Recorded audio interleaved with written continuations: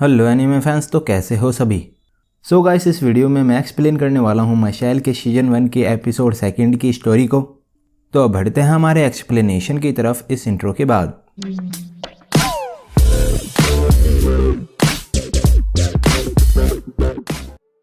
तो एपिसोड 2 के स्टार्ट में हमें ईस्टर्न मैजिक एकेडमी दिखाई जाती है और इस हिस्टोरिकल और प्रेस्टीजियस स्कूल ने मैजिक रियल्म में कई पिलर्स को दिया है।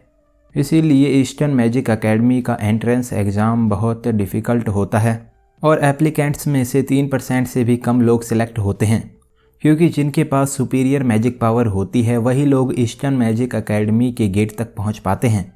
फिर क्लाउड इस ईयर के एप्लीकेंट्स को देखता है, जिसमें वो एक इस्टेब्लिश नोबिलिटी के सन और ब्यूरो ऑफ मैजिक के अंडर सिक्योरिटी के सन को देखता है। फिर क्लाउड कहता है कि वो सभी अपनी इवेंट्स को मेंटेन और अपनी ग्रिममॉयर्स को रिव्यू कर रहे हैं और उन सभी को क्लाउड के प्रेस्टीजियस स्कूल में आने के लिए एम्बिशियस होना होगा। तभी क्लाउड मैश को ट्रेनिंग करते हुए देखता है।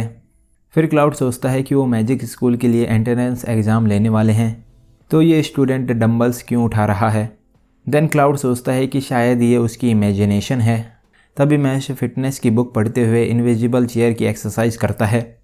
फिर क्लाउड कहता है कि मैश को इस एग्ज़ाम को पास करने के लिए कोई मैजिक बुक पढ़नी चाहिए। तो मैश कहता है कि एक्सरसाइज के 45 मिनट्स बाद उसे प्रोटीन कंज्यूम करना चाहिए और क्लाउड कहता है कि मैश खुद से बात कर रहा है। तभी ब्रैड और रीग्रो मैश को छुप कर देख रहे होते हैं। फिर ब्रैड कहता है कि उसने मैश के फेस पर स्कार बना दिया है। उसके बाद क्लाउड कहता है कि मैश जैसे स्लैकर्स इस एग्ज़ाम में फ़ेल हो जाएंगे। फिर मैश सोचता है कि पता नहीं एग्ज़ाम कैसा होगा, पर उसे कुछ भी करके इस एग्ज़ाम को पास करना होगा। तभी क्लाउड सभी स्टूडेंट्स को ईस्टर्न मैजिक एकेडमी में वेलकम करता है और क्लाउड इस एंट्रेंस एग्ज़ाम को ओवरसी करेगा। फिर एक स्टूडेंट कहता है कि क्लाउड इस ईयर के टॉप से 7th नंबर का मेज है और क्लाउड ने अपनी जवानी में कई एडवांस स्पेल्स को मास्टर कर लिया है। फिर क्लाउड अपनी तारीफ़ सुनकर खुश होता है। तभी मैश कहता है कि इस तरह फायर में से आने से क्लाउड को गर्मी लगी होगी, तो क्लाउड मैश को फेल करने का कहता है। फिर क्लाउड फर्स्ट एग्ज़ाम में सभी को सीट्स पर बैठने का कहता है और क्लाउड मैजिक स्पेल से सीट्स को क्रिएट करता है।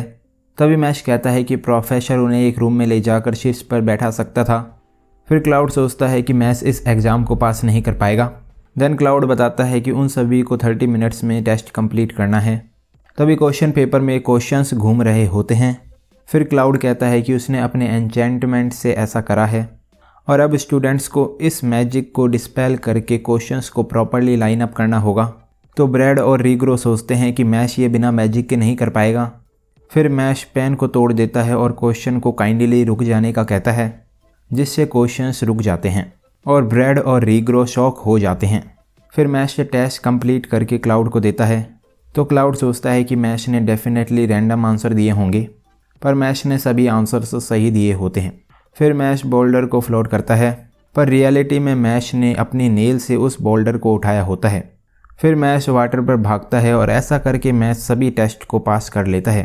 देन क्लाउड सोचता है कि उसका मजाक बनाने वाला स्लैकर मैश अभी भी यहाँ पर है।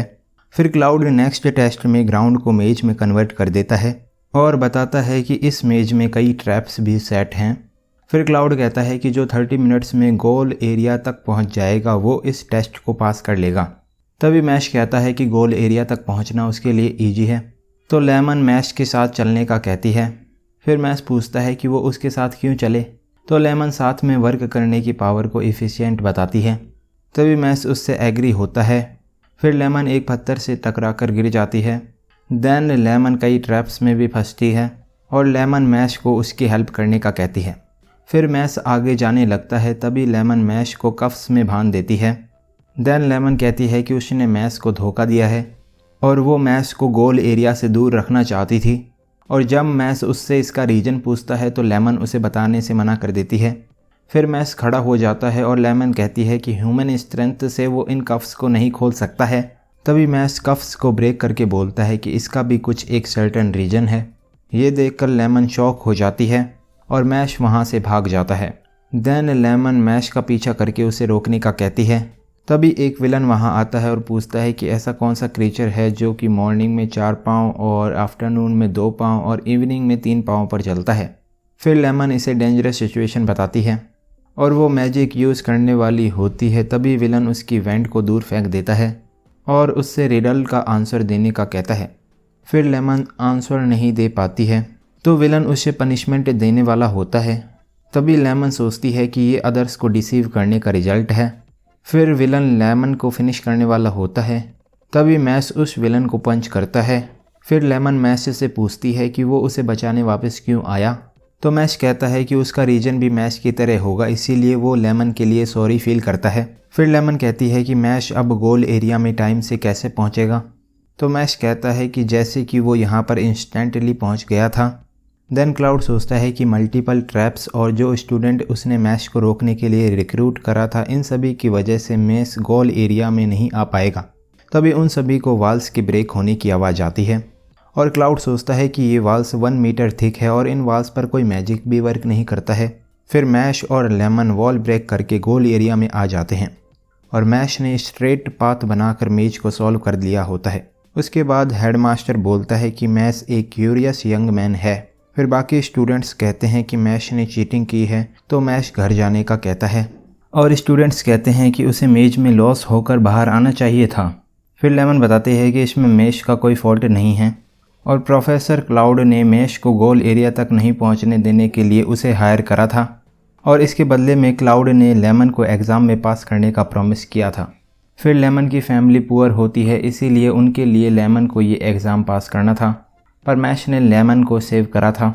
देन मैश ने लेमन को उसकी बैक पर कैरी करने का कहा था क्योंकि लेमन इंजर्ड थी, तो लेमन ने कहा था कि वो एक बर्डन है और मैश ने कहा था कि वो बर्डन माइंड नहीं करता है।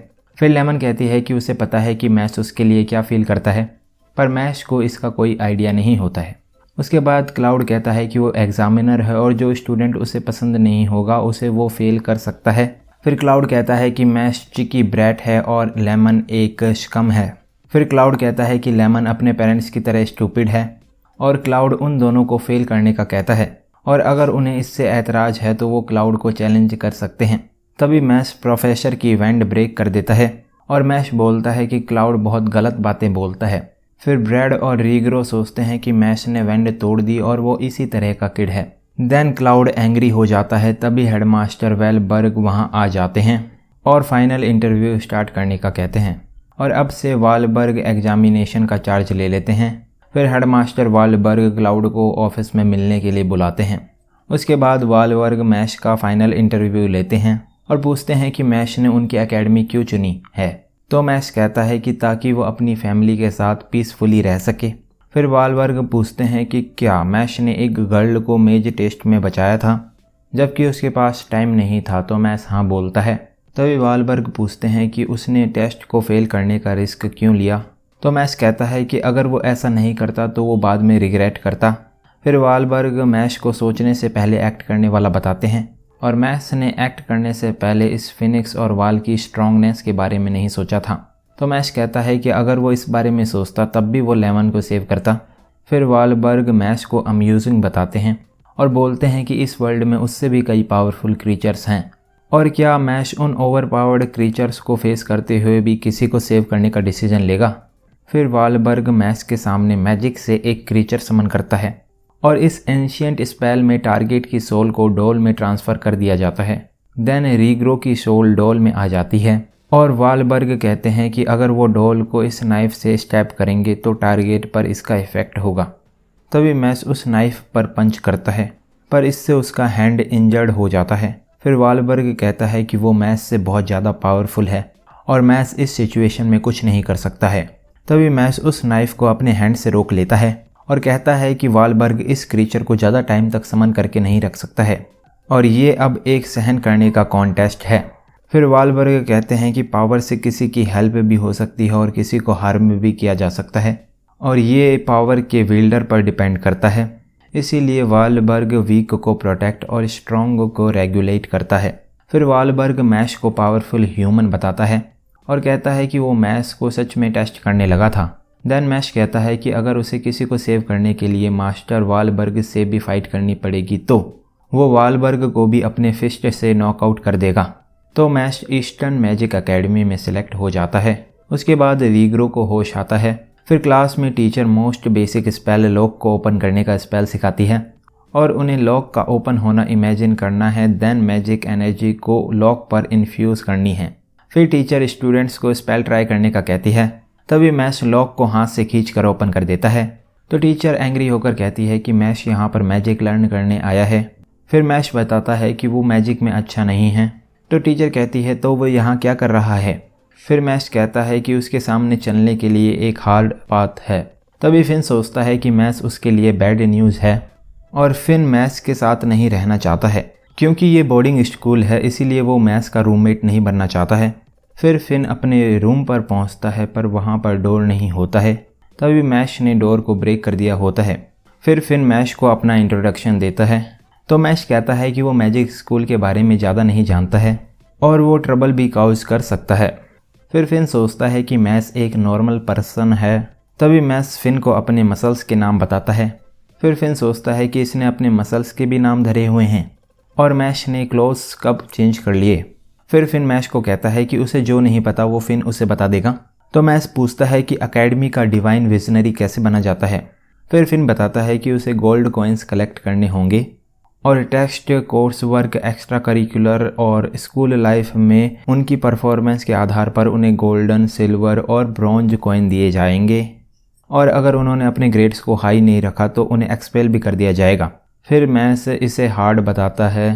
तभी फिन कहता है कि एकेडमी में सभी डिवाइन विजनरी बनना चाहते हैं और वो मैश को बेस्ट ऑफ लक कहता है।